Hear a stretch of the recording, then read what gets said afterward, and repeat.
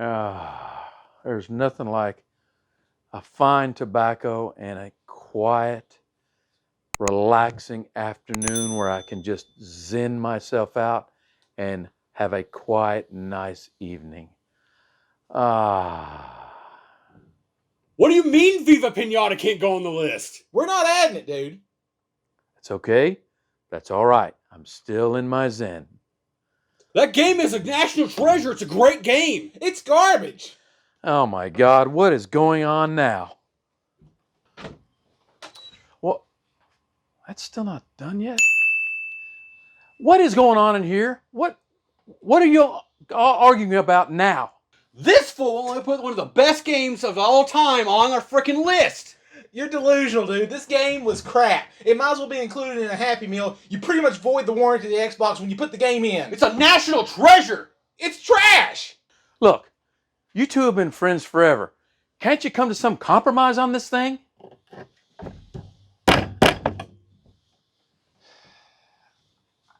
I guess I come across a little harsh. I'm sorry. That was pretty mean too. But man, the reason why it was released on Rare Replay. That's an Xbox One game. You're right. It doesn't qualify for our criteria. All right, well, I'm gonna go work on some more videos. Okay. Sounds good. The game's still trash. You son of a! Well, I guess that's the end of my zen moment. Hello, everyone. Welcome back to Beards, Bourbon, and Games. I'm your co-host, Conqueror Corey, and with me I have Mike. And today we're going to bring you our top 10 backwards compatible titles for Xbox Series X and Series S. But there's a few rules. 1.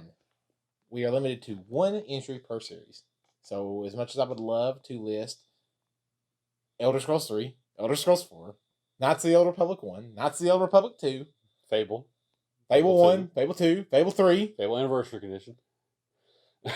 We can't do that. We're just going to give ourselves a little bit of a challenge here and pick our favorites out of those.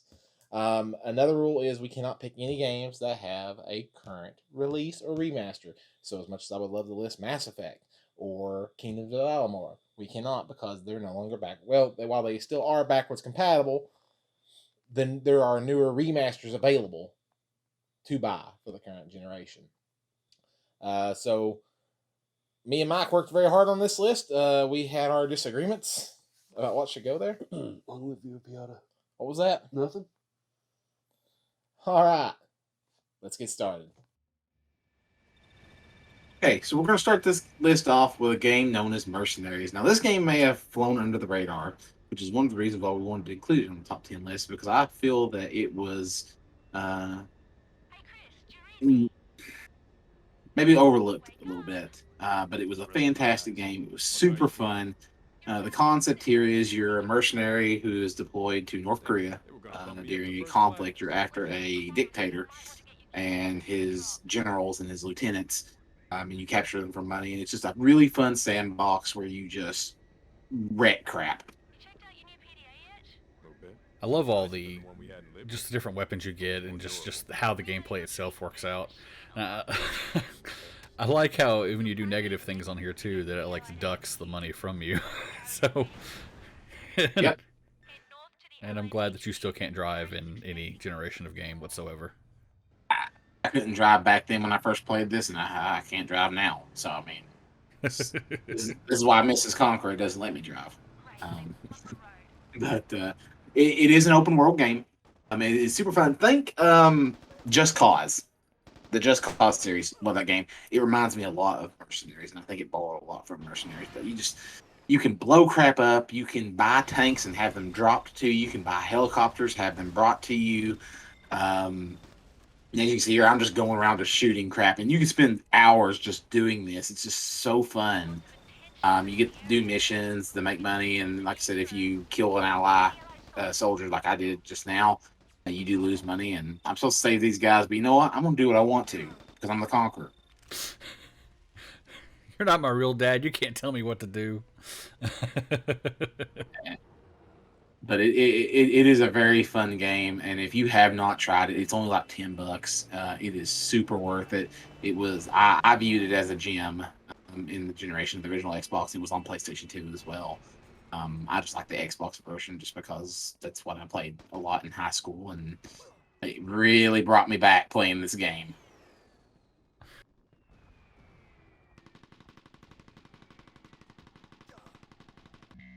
Coming in at number 9, Sonic Adventure 2. This game could make our top 10 list on the soundtrack alone. It is amazing. I think about it all the time when I think of a Sonic game. I think of this song playing right now. There's all the characters from Sonic are in this game. There's so much to do. It's such an easy, fun game to play, yet there's a lot of complexity of things that you can pick up, things you can collect. Just a great game overall. Absolutely, and speaking of the soundtrack, whenever I had played it on my Dreamcast,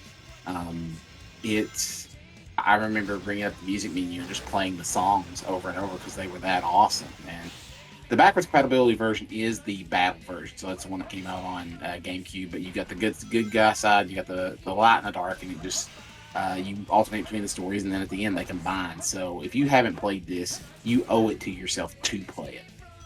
And the best part about it is, if you haven't played Sonic Adventure 1, that's okay. You can pick this one right up and play it.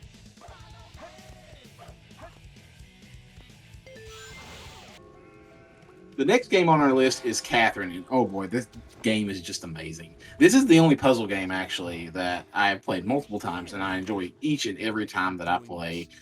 Words can't explain. I know it seems a little weird. It is an Atlas game.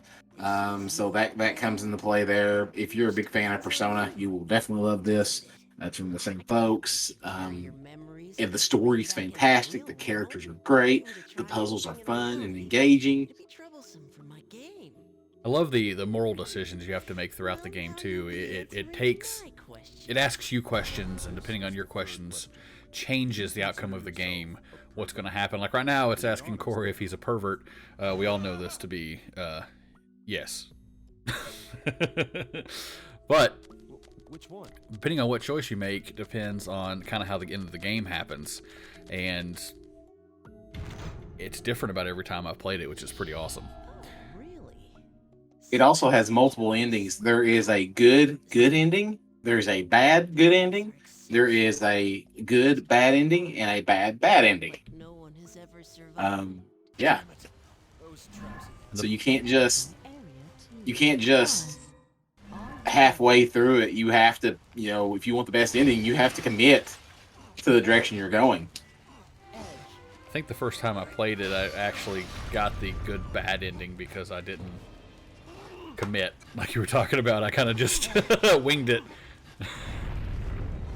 And the puzzles themselves are just very fun in general. Me and my wife actually played this game when it first came out many moons ago, and we just couldn't put it down. It was just so much fun. She loved trying to help me figure out what I was supposed to be doing, and just the story in general just kept it going for us. It didn't get boring.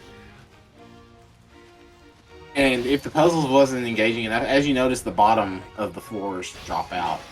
There's also bosses that try to kill you while you're trying to solve these puzzles, so it adds a new panic element to the game, and it doesn't seem like it's ever too much, but you are kind of pushed like, oh gosh, I gotta figure this out. But it's never overbearing, if that makes sense.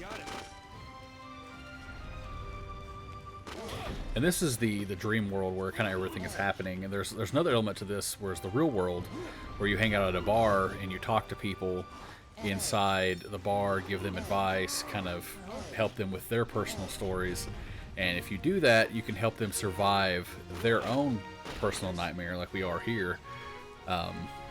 Basically help them live. It's a really neat back and forth element that has a lot to do with it. And then you explode in spikes.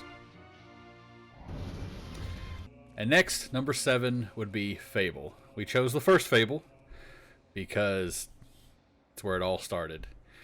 Fable. The game of many promises and delivered a decent game.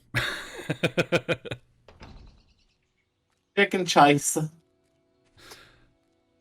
This game is just a lot of fun in general. I mean, you start off as an orphan who joins the hero guild, and you go out and you do things. Your choices matter in this game. Evil things will make you more evil. Good things will make you more holy. You age as you go through the game, so you have to kind of keep up with what you're doing. If you eat too much food, you get fat. If you don't eat enough food, you get skinny. It's just all really, really cool ideas. The marriage system's really neat. You can actually get married, have kids. This is kind of where all that started, was with this game. And one of my most memorable moments is I always like getting the good guy sword. There was a sword outside of a chapel that you had to be maxed out in good guy points and strength to be able to pull that sword out. It wasn't as powerful as the most powerful sword, which, get this, in order to get the most powerful sword, you had to kill your own sister. So, by the way, spoiler alert, but if you haven't played it at this point, you pretty much probably know the story of it anyways. There's 3 of these things out. But I like how it gave you that choice. It's like, you want this really powerful sword? You're gonna have to be a big jerk in order to get it. And one of those games, and many games don't do that anymore. They put up safety rails. Games don't let you be the bad guy. And I love that freedom of choice. You'll see that a lot in our games, that we like the ability to kind of do what we like to. And Fable's one of those games that lets you do that.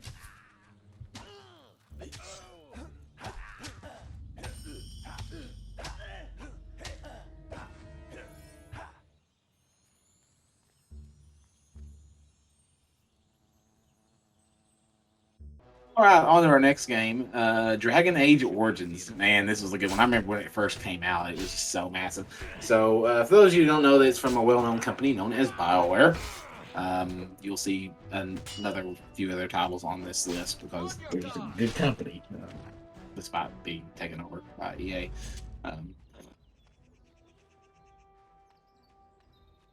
Dragon Age was a really good game. It was a really good fantasy, set up an epic tale. I'm sure many people have played Dragon Age Inquisition. But, this is where it all started, Dragon Age Origins. And it was a more traditional RPG in the sense that you had auto-attacking. You could pause the combat to strategically select your skills to use. And another one of those games where you could just be an evil jerk and really mess up some people. It had a really cool storyline. You were this Grey Warden character who was all the Grey Wardens are kind of tasked with to fight and kill the Archdemon to save the world from this thing called the Blight, which I don't want to get into too much, so you kind of go back and play it.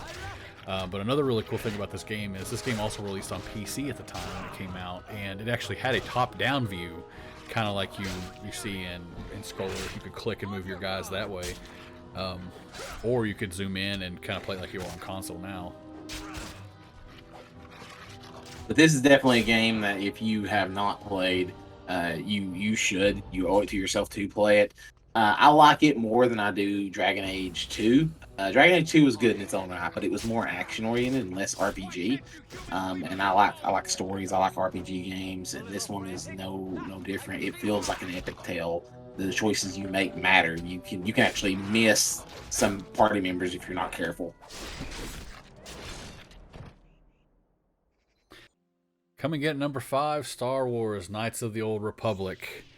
It is a game set 4,000 years before the formation of the Galactic Empire in the Old Republic, which is one of my favorite things about this game. I love the Old Republic storyline. You know, the Jedi were everywhere, and they were peacekeeping, and they were doing everything they could to keep life going in the galaxy, in the Galactic.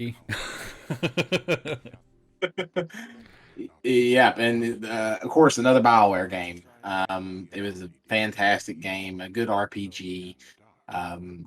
You got to be a Jedi, and you got to learn the cool Force powers, like the Force Choke. You could even learn Force Lightning, and it just made you feel good. And this game was one of those where you could be a bad guy, and you could just like, oh, you know what, I'm gonna let this person die because they inconvenienced me. The voice acting was really good, I think.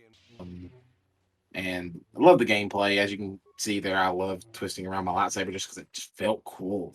It felt right. And this one was kind of hard because there was a lot of good Star Wars games in this generation of consoles, because you had Battlefront, you had Republic Commando, which were all great in their own right. It's just, if I put them on this list, it'd just be too easy because 3 slots would have been taken up with Star Wars games.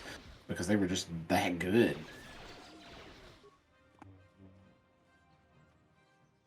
That's one thing about these games is it's becoming kind of a common theme with all the games that we have on this list, is that the ability to make choices. If you want to be evil, true. you can. We are RPG fans to the core.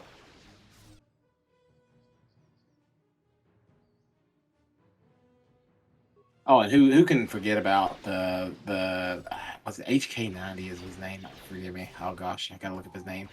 But the assassination droid you get that calls every human meat bags. I mean, it's just classic. It's great.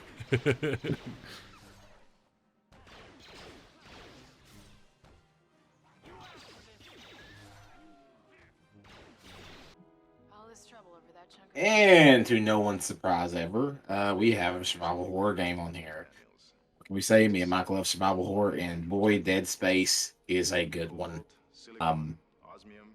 It just, when it came out, time it came out, it was just so good. Because when it came out, Resident Evil was kind of on the decline in the survival horror department, and this game brought it back and then some. I still jump at parts of this game that I know are going to happen. That's how creepy it is. We've played this game enough now that you think we know all these things, but even going through it today, while we were editing this, there was a scene that's about to come up that scared the crap out of us because we weren't expecting it again. They just did such a good job of combining using your guns, having to use your environment. They made the jump scare good again. It wasn't just, let's just throw a bunch of random jump scares at you. Let's create tension. The game feels creepy all the time. The music is perfect. The setting is good. The voice acting is just great. And I like how the main character in this game doesn't speak at all, because it gets you... They want you to make it feel like you are the main character. You are in the game. That Isaac is the main character. They want you to feel like you are Isaac. And another mechanic that they introduced in this game that I thought was fascinating, you can't just shoot enemies to kill them. You had to dismember them. You had to take off their limbs in order to kill them, or else you'd waste so much ammo. And I thought that was a very neat mechanic that was brave at the time. No one thought of doing, because most survival horror people go for headshots. Right. This one, you had to take off their limbs, or else they would just get right back up. Yep. And they would come after you, and it's just the gore, the horror elements it puts in. Like this right here, it's like blood splattering all over the window, and it's the music starting to ramp up, and then next thing you know, this door opens. You're like, okay, I gotta get out here, and boom, one drops behind you. Now you're running for your life because you have no weapons. It's coming after you, and you're running for this elevator that you feel takes forever to open. They definitely master tension in this game, and I love it. I love this game. And it's room to get it remastered. I hope it gets one, because, oh my gosh, I'd play it in a heartbeat.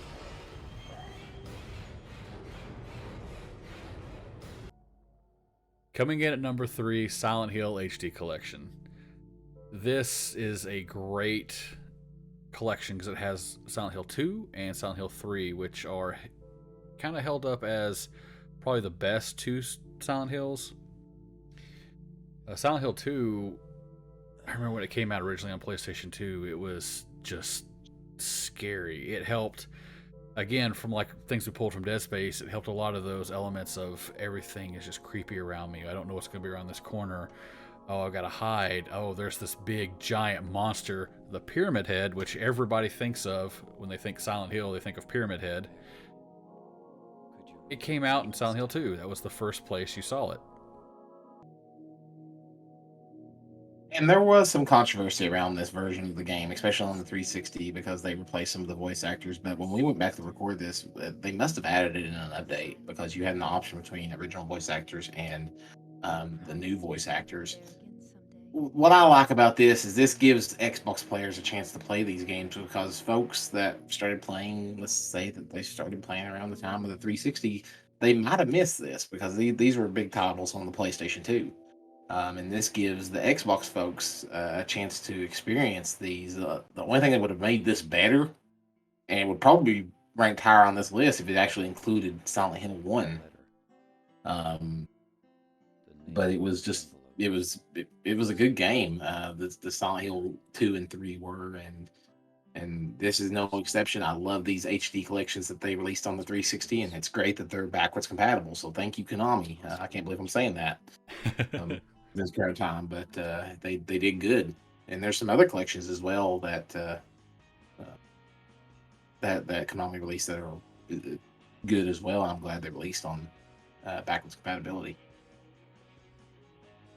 What's kind of crazy about this game is that 2 is not actually part of the main storyline. Like 1 and 3 are kind of the main storyline, and then 2 is kind of its own side story, which a lot of people think is better than the main story. But with this one, you do get to go into the third one also after you beat the second one. But the thing with the third game is that you need kind of working knowledge of the first game because you're playing a character that pops up in the first game. And another thing I really like about the 3, and maybe it's just me, but I like the soundtrack. I like the music. It does a good job. It has some creepy tracks in it. And you'll notice that there is no Resident Evil on this, is because Resident Evil has been re-released so much that you can't really call it a backwards compatible game at this point because they've come out about 1 million times. That, and during this era of gaming, Resident Evil was entering its troubled teenage years. It's having a hard time finding its own identity. It wasn't adjusting well. Carousel still freaks me out today. It does. Next on our list is Fallout New Vegas. Now, this was a funny one. If you would have asked me about maybe 6 years ago which one I preferred, Fallout 3 or Fallout New Vegas, I would have said Fallout 3 without a doubt. Because I just didn't like the way that Fallout New Vegas played. But then I played the original Fallout games on PC. My first Fallout game was Fallout 3, and then much later in life, I actually played Fallout 1. And New Vegas is now my favorite Fallout of this generation, just because it was more true to what Fallout was than Fallout 3 was. Fallout 3 was developed by Bethesda, and then for those that don't know, Fallout New Vegas was developed by Obsidian.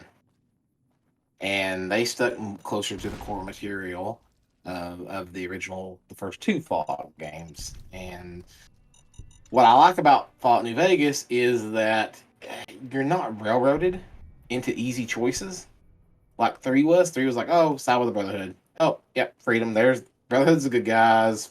Enclave's the bad guys here. I know exactly where I go. Whereas New Vegas is like, do you want to go with the NCR? Okay, that's fine.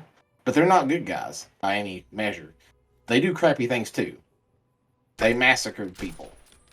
And then if you really want to be evil, you can join Caesar's Legion. But again, it boils down to that. This is an RPG that you're free to make your choices, and those choices do have an impact to a degree. Probably not so much as Dragon Age, but it's just again, Fallout games are great. New Vegas is a very good game. If you have not played it, you need to play it. You owe it to yourself to do that. The storyline alone is worth the time you'll put into it. And you're probably thinking, well, no surprise. It was ranked number 2. Truth is, the game was rigged from the start.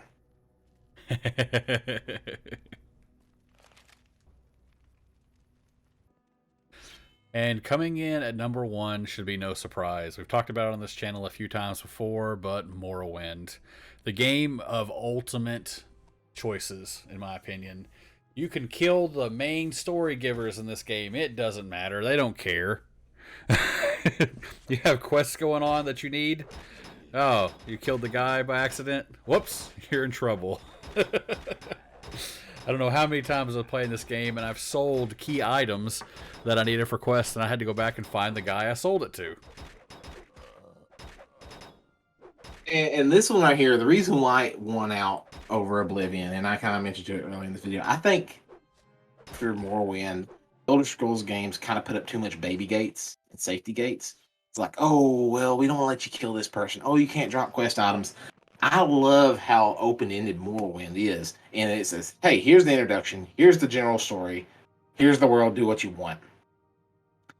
And it will serve as a turnoff to a lot of people just because it is daunting at first. When you start off, you're weak. You miss all your swings because it's based on a rolling system at first. But until when you level up your stats and you start hitting better, it is hard.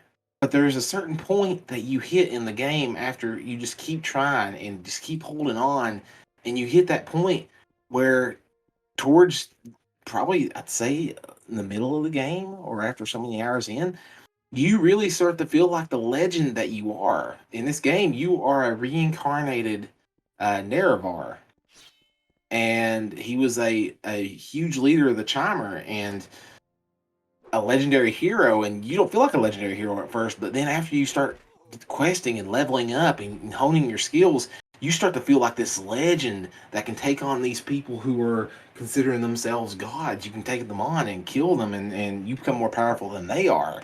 It's just so satisfying. And like Mike mentioned, you don't have to be the hero. You can be the villain and kill everybody.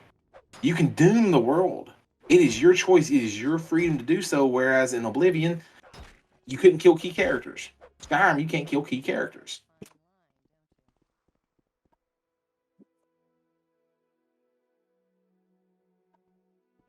Well, that's all the time we have for today's episode. We hope you enjoyed our list. Like I said, this was a list that doesn't necessarily reflect the best top 10 games, but it is our favorites. And there were quite a few honorable mentions that we would love to mention, like Zone of the Enders, Metal Gear Solid HD Collection. I could probably easily do a top 30 list of backwards compatible titles that are my favorite. For sure. And most of them are available on Game Pass, by the way. So, but if you like this episode, be sure to leave a comment down below. Let us know what your top 10 would be. Do you agree with what's on our list? Do you disagree with what's on our list? What would you change with it? If you like this video, be sure to smash that like button. If you want to see more content like this, be sure to check out our channel. Feel free to subscribe and enable the bell notification icon so that we might can send you more top 10s in the middle of your workday. As always, I'm your co-host, Conqueror Corey. I'm Mike. And we'll see ya. Nothing like a Zen moment. Isn't that right, boys?